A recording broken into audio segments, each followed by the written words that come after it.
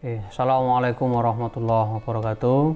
Perkenalkan, nama saya Arwan Nur Ramadan, dosen dari Program Studi Pendidikan Administrasi Perkantoran, Departemen Pendidikan Administrasi, Fakultas Ekonomi dan Bisnis, Universitas Negeri Yogyakarta, yang pada kesempatan kali ini sedang menyusun dan mengusulkan untuk sertifikasi dosen dan sedang menyusun video pembelajaran. Pada kesempatan kali ini kami akan mendokumentasikan video pembelajaran yang kami lakukan. Saat ini kami diamanahi untuk mengampu mata kuliah aplikasi komputer. Nah, pada mata kuliah aplikasi komputer tersebut mahasiswa dibekali atau diharapkan untuk bisa menggunakan aplikasi-aplikasi pengolah data, pengolah kata, pengolah dokumen dan seterusnya untuk pekerjaan-pekerjaan di bidang administrasi. Pada kesempatan kali ini kami akan mendokumentasikan aktivitas kegiatan belajar mengajar yang kami lakukan di jurusan di Departemen Pendidikan Administrasi, yang pada kesempatan kali ini untuk pertemuan ke-11. Pada pertemuan 11, mahasiswa diharapkan mampu dan terampil menggunakan dan mengoperasikan peralatan media untuk membuat presentasi. Pada kesempatan kali ini materinya adalah terkait dengan pengelolaan presentasi menggunakan Microsoft PowerPoint. Eranya sekarang, teman-teman mahasiswa tentu tidak hanya sekedar Microsoft PowerPoint yang digunakan, bisa menggunakan tools yang lain, ada Canva atau ada media yang lain, termasuk tools AI yang bisa dipakai untuk menggunakan media pembelajaran tersebut. Nah, pada kesempatan kali ini karena luaran output dari mata kuliah aplikasi komputer itu adalah untuk membuat mahasiswa bisa digunakan untuk mengajar di SMK dengan tujuan pembelajaran mahasiswa bisa mengoperasikan media presentasi tersebut, sehingga pada kesempatan kali ini kami akan fokus pada tujuan pembelajaran untuk membuat mahasiswa memahami fitur, kemudian fungsi tools yang ada di Microsoft PowerPoint, kemudian bagaimana mereka terampil dalam teknik pengolahan gambar, teks, kemudian pengolahan video. Itu nanti yang akan kita coba belajarkan ke mahasiswa, kemudian tahu aturan-aturan yang betul, bagaimana membuat sebuah PowerPoint yang powerful. Selain itu nanti juga akan kita simulasikan bagaimana teman-teman mengkonstruksi materi, ya, mulai dari diskusi kelompok, ya, kemudian nanti kita akan buat teman-teman mahasiswa bisa menemukan materi baru atau mendapatkan pembelajaran berdasarkan diskusi dengan kelompok dan tim yang nanti akan dibangun. Nah, video nanti akan kami sampaikan. Semoga materi ini bisa bermanfaat untuk mahasiswa dan sesuai dengan ketentuan yang disampaikan untuk memenuhi persyaratan mengusulkan sertifikasi dosen. Demikian informasi pengantar yang bisa kami sampaikan. Terima kasih. Mengakhiri, Assalamualaikum warahmatullahi wabarakatuh. Assalamualaikum warahmatullahi wabarakatuh. Waalaikumsalam warahmatullahi wabarakatuh. Selamat pagi teman-teman. Sudah sarapan?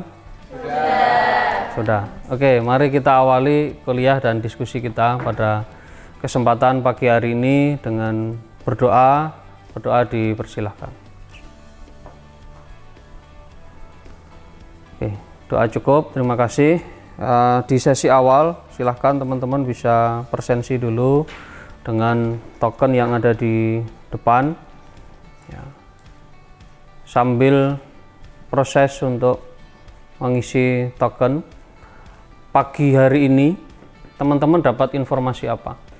Informasi update lain yang terkait dengan bidang kita di kantor atau di bidang administrasi ada yang dapat informasi? Mungkin pembekalan PK, Pak. Pembekalan PK. Apa yang menarik di pembekalan PK? Karena ini mau semua akan ke sana kan? Apa yang menarik di situ?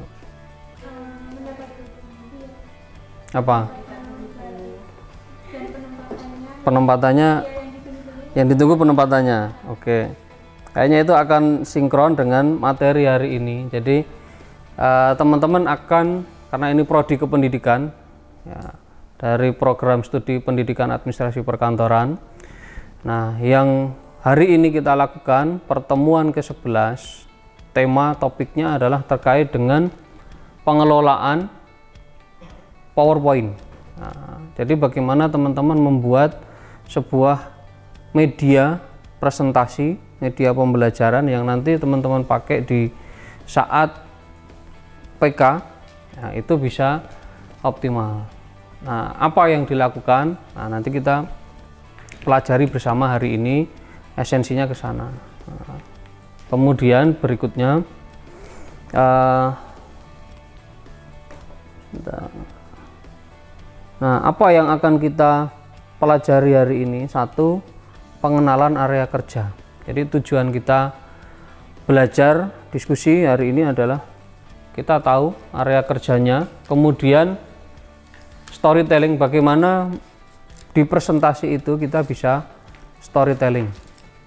Nah, yang berikutnya, bagaimana kita bisa mengoptimalkan template yang ada. Tidak harus membuat presentasi itu dari awal.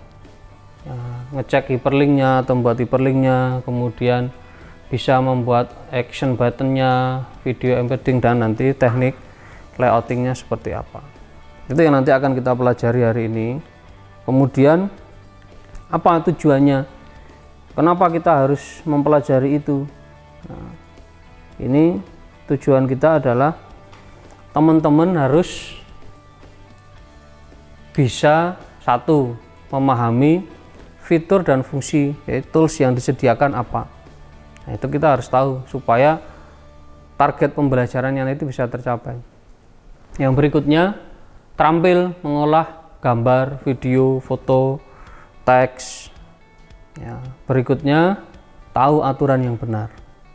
Nah, dengan 3 komponen itu, kenapa saya kasihkan di sayap sama saya kasihkan di ekor, supaya mampu mengoperasikan presentasi itu dengan baik, tidak hanya sekedar menggunakan. Nah, tapi tujuan kita belajar, semua mahasiswa saya yakin pasti bisa membuat PowerPoint.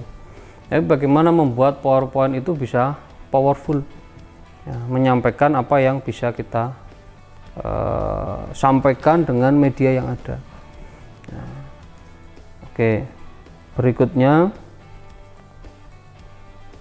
saya pengen persepsi dengan teman-teman.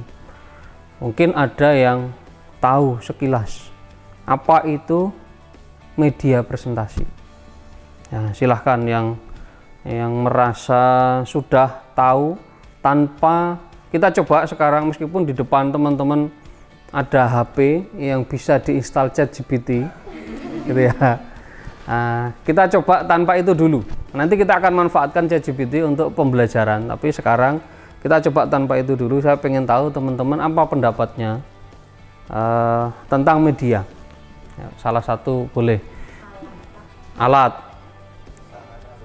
sarana, Alat untuk menyampaikan informasi. alat untuk menyampaikan informasi. Oke, tentang media, itu tadi media. Sekarang kalau media presentasi, wadah untuk menyampaikan berbagai informasi dengan menggunakan PowerPoint. wadah untuk menyampaikan informasi. Oke, sudut pandang sebagai pendidik atau guru, apalagi Media presentasi itu alat yang digunakan untuk menyampaikan ide atau gagasan dari sebuah informasi untuk para siswanya, mungkin Pak. oke, untuk menyampaikan informasi ke para siswanya. Nah, saya punya definisi yang kami ambil dari referensi. Salah satunya apa? Alat, sarana, tadi ada yang menyampaikan begitu, ya, benar dari teman-teman yang disampaikan. Platform yang digunakan untuk membantu menyampaikan. kita ingin menyampaikan informasi. Kadang kalau secara teori saja disampaikan lisan tanpa ada visualisasi gambar, tanpa ada visualisasi tulisan teks yang lain, tentu orang yang diajak komunikasi itu akan lebih sulit untuk menerima kepada audiensnya. Jadi ini kita pakai di sana. Fungsinya itu apa? Memperkuat. Berarti sebetulnya kalau memperkuat berarti apa? Berarti sebetulnya tanpa media pun kita bisa. Tanpa media bisa. Makanya ada yang medianya secara cetak sama non cetak. Tapi dengan adanya media, salah satunya dengan PowerPoint, itu kita bisa lebih kuat, ya, lebih tersampaikan ke sana. Kemudian, nah contoh medianya sekarang banyak.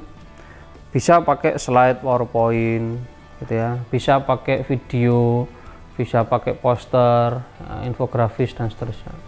Sekarang saya pengen nyoba diskusi ya, satu dari sini, animasi interaktif yang bajunya mirip warnanya dengan ini.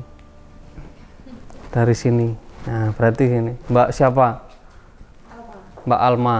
Oke, Mbak Alma, apa menurut jenengan media presentasi? Contoh media presentasi tapi di animasi interaktif. Ada bisa nunjukkan atau bisa menceritakan enggak? Animasi interaktif itu berarti animasinya dari gambar yang bergerak. Interaktifnya berarti ya mungkin bisa di apa ya?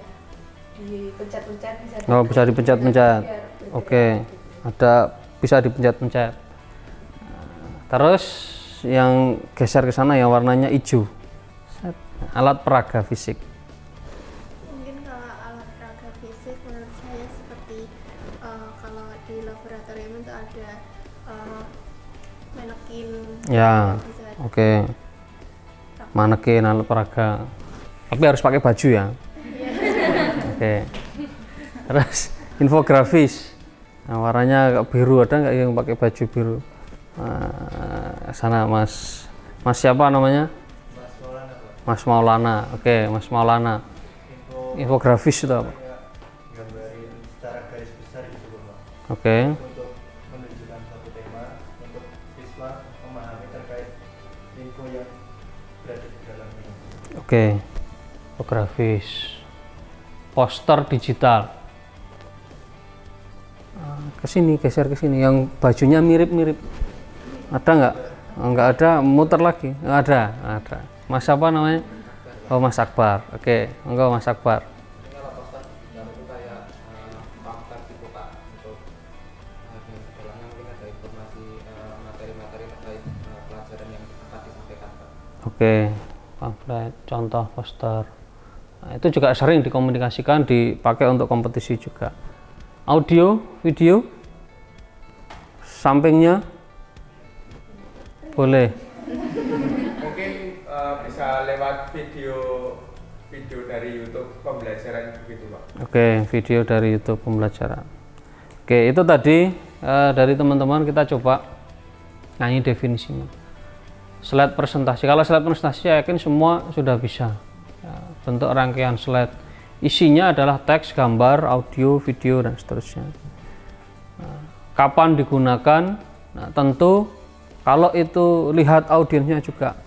Berapa jumlahnya, ruangannya sebesar apa dan seterusnya. Ya. Tadi ada video, audio video presentasi, visual bergerak. Tadi dicontohkan pakai YouTube. Ya, bisa juga kita nggak pakai YouTube, kita buat video sendiri, divisualkan karena barangnya itu nggak bisa dibawa ke kelas. Nah, kita videokan atau tutorialnya bisa juga dibawa ke video. Ya, kapan digunakan, termasuk video pendek saja. Kalau videonya durasinya sampai 6 jam, sampai 5 jam, nggak jadi ngajar. Nanti isinya yang ngajar ya videonya tadi. Nah, itu. Jadi arahnya ke sana. Infografis ini ada gambar, grafik, teks, ya. Informasi kompleks yang sebetulnya informasi itu sulit untuk diucapkan atau digambarkan ketika berkomunikasi dengan orang baru. Nah, sehingga yang tadi berhalaman-halaman kalau itu divisualkan, nah dibuat dalam infografis. Ini contohnya, nanti kita praktekkan. Poster atau banner digital. Sekarang orientasinya banyak dipakai ke sana. Alat peraga, nah, contohnya tadi manekin, jadi dipakai untuk demonstrasi. Kalau barangnya itu bisa dibawa, contoh surat misalnya yang ada di depan, amplop itu bisa kita, oh ini loh bentuknya amplop kayak gini, bentuk suratnya seperti ini, itu bisa divisualkan. Tapi kalau barangnya besar, mau ngajari bongkar pasang mesin traktor misalnya, mesin traktornya nggak mungkin dibawa ke ruang kelas, pasti dibawakan bentuk miniaturnya, videonya atau prototipenya. Ya. Ada animasi interaktif. Jadi kalau tadi ada tombol dipencet-pencet gitu ya. Nah ini sekaligus teman-teman yang nanti akan menyusun skripsi. Jadi kalau pengen bikin media interaktif atau sudah menyusun ya. Interaktif itu berarti ada interaksi antara pengguna dengan medianya. Nah, contoh interaksi itu tidak hanya sekedar soal. Yang salah kaprah itu interaksinya cukup dibuat soal pilihan ganda, terus itu enggak. Gimana caranya? Contoh misalnya ada, kalau kita posisinya ngajarkan tentang konsep surat, ya surat itu dipotong-potong, kopnya, badannya, isinya, penutupnya misalnya. Terus dia suruh main puzzle. Nah itu interaktif. Ya, terus dia memberikan feedback apa yang kamu lakukan benar misalnya, atau ketika dia salah masang puzzle-nya itu responnya kurang misalnya gitu. Nah itu salah satu di sana, tidak hanya sekedar di soal, nah tapi bisa di materinya. Nah itu interaktifnya di sana, sehingga tanpa peran guru ada, dan ada tulisannya di situ, kita bisa ngomong seolah-olah ngomong dengan medianya. Jadi media itu harus, kenapa ada interface-nya dan seterusnya, yang menarik navigasinya dan seterusnya itu karena di sana. Oke. Nah, sekarang pertanyaannya ke sini. Bagaimana membuat yang powerful? Tanya ke teman-teman. Bagaimana dengan pengantar yang tadi sudah saya sampaikan? Coba bagaimana membuat presentasi itu powerful. Nah, silahkan gunakan HP-nya yang ada tools ChatGPT dan teman-temannya, boleh ditanya. Saya sampaikan, saya ajarkan gimana caranya menggunakan tools itu dengan benar. Nah, jadi bahan yang ada di ChatGPT itu jangan dipercaya 100%. Tapi bahan yang ada di situ kita pakai untuk diskusi. Nah, karena apa? Di ChatGPT itu hanya sekedar permukaan saja, tidak bisa dalam dia. Nah, coba apa kalau si ChatGPT itu ditanya, jawabannya apa? Nah, jawaban dari ChatGPT silahkan diresapi, dianalisis, baru disampaikan. Nah, untuk jawaban teman-teman, karena itu yang kita butuhkan supaya teman-teman lebih kritis. Oke, saya berikan waktu, karena ChatGPT-nya kalau diinstal di HP lama responnya.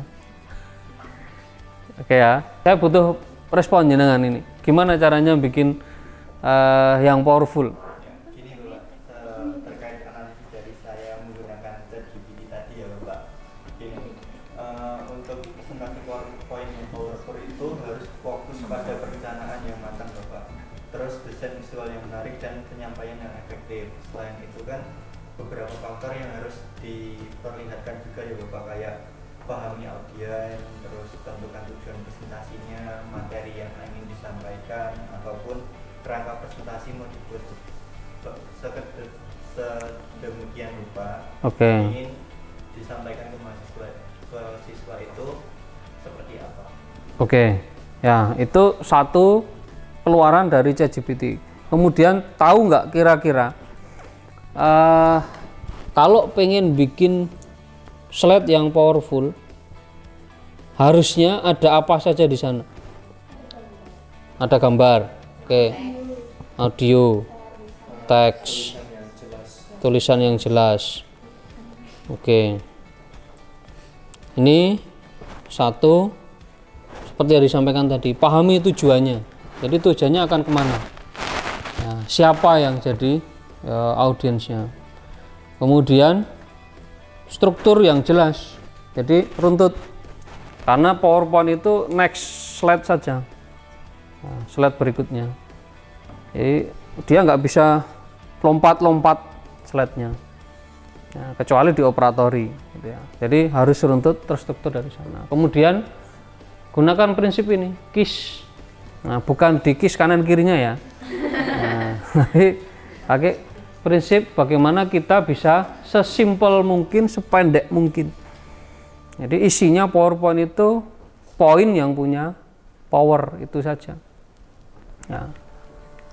Kemudian desain visual, tadi ada yang menyinggung gambar dan seterusnya. Desain visual ini harus bersih, ya. Ada gambar yang berkualitas, ya. Kemudian ada infografisnya, warna, font, seterusnya. Itu nanti bisa dicoba dari sana. Ya, perlu teknik storytelling, ini yang penting. Ya, di awal tadi tujuannya kita salah satunya bisa ke sana. Kuasai teknik storytellingnya. Cerita yang mudah dan bisa untuk dikenang dari sana. Nah, salah satunya kalau teman-teman ini konsep untuk bikin media harus ada storyboardnya. Nah, kadang kita ketika nyusun presentasi itu ya sudah ada presentasinya, desain saja dari situ, nggak pas sesuaikan, nggak pas sesuaikan. Ya, suatu saat mungkin saudara nggak akan ketika ada di posisi tinggi, nggak akan punya waktu untuk menyusun itu. Yang mungkin saudara lakukan adalah membuat storyboard. Saya mau konsep presentasinya nanti isinya ini, gambarnya ini, isinya seperti ini misalnya gitu. Nah, nanti yang mengerjakan adalah sekretarisnya. Ya, bisa ke sana. Contoh kayak gini di sini.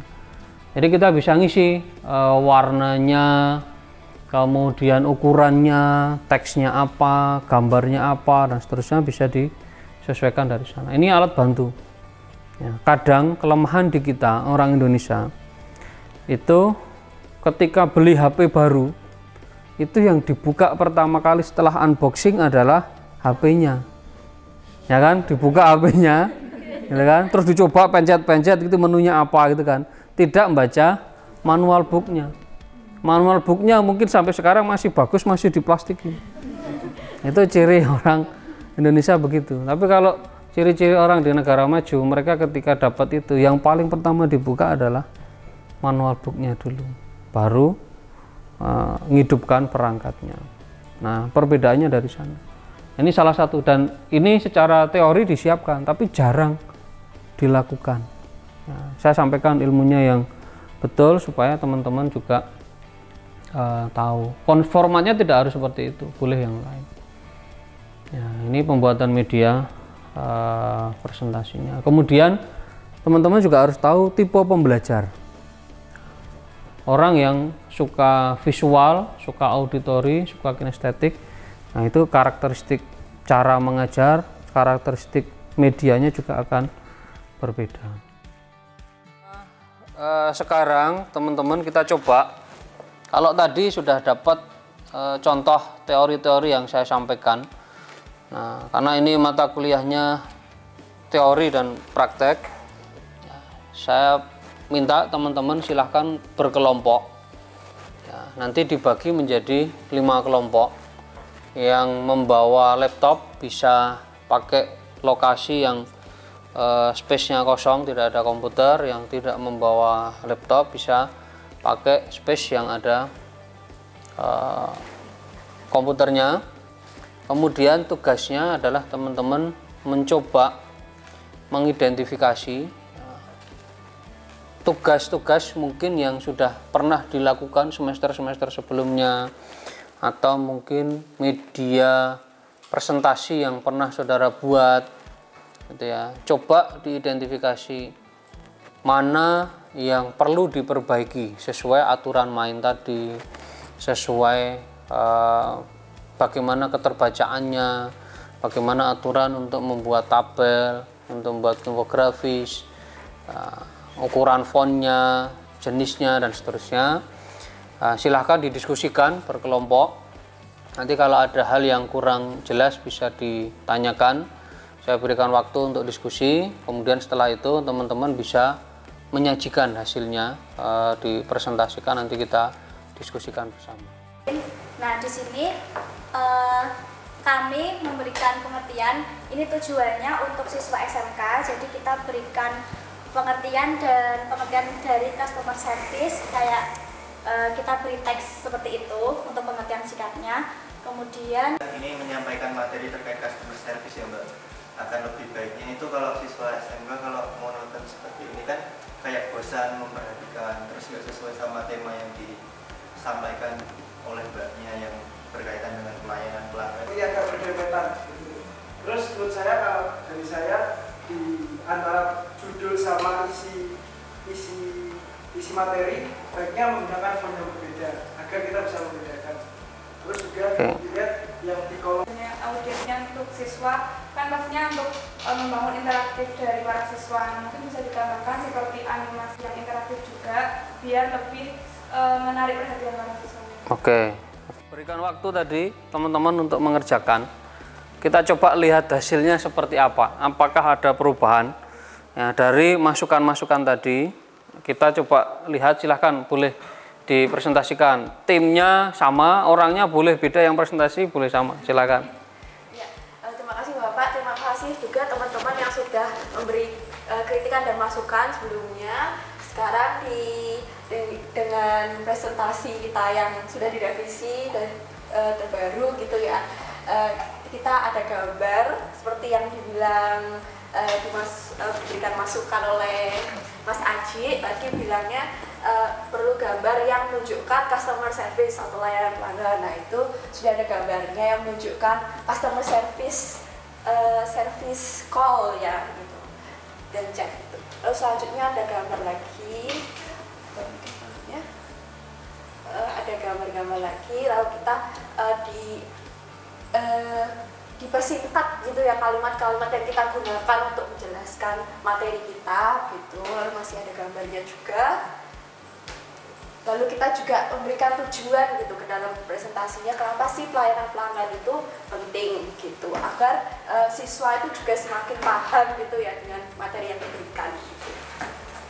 Nah ini kita juga memberikan kuis interaktif dalam bentuk apa ini namanya, kata cari kata gitu yang berkaitan dengan pelayanan pelanggan gitu. Nah ini kita sediakan kunci jawabannya juga, jadi semisal ada guru lain yang ingin menggunakan presentasi kita itu mereka sudah dapat kunci jawabannya juga gitu. Duduk, kita kasih aplaus. Oke, dengan berakhirnya sesi ini kita cukupkan. Ya, kesimpulan pada kesempatan sesi pagi hari ini kita diskusi, ya teman-teman sudah mempelajari bagaimana teknik untuk belajar, bagaimana teknik untuk membuat presentasi yang menarik, yang powerful, yang itu akan membantu menjadi penyemangat teman-teman, membantu sebagai alat teman-teman untuk mengajar, ya, membantu teman-teman untuk menjelaskan materi yang lebih mudah dipahami oleh siswa. Ya, harapannya nanti bisa memperkuat teman-teman ketika praktek kependidikan di sekolah, ya, mencerdaskan kehidupan bangsa dan kita menjadi pribadi yang lebih baik lagi, terus belajar. Ya, dari guru itu juga akan terus setiap hari, setiap waktu belajar, ya, dengan memberikan informasi-informasi baru yang bermanfaat untuk siswa. Kita cukupkan sesi pada kesempatan pagi hari ini dengan berdoa, semoga informasi yang saya sampaikan bermanfaat, bisa diaplikasikan dan terus nanti ditularkan ke peserta didik yang lain. Kami cukupkan, kami akhiri. Assalamualaikum warahmatullahi wabarakatuh. Waalaikumsalam.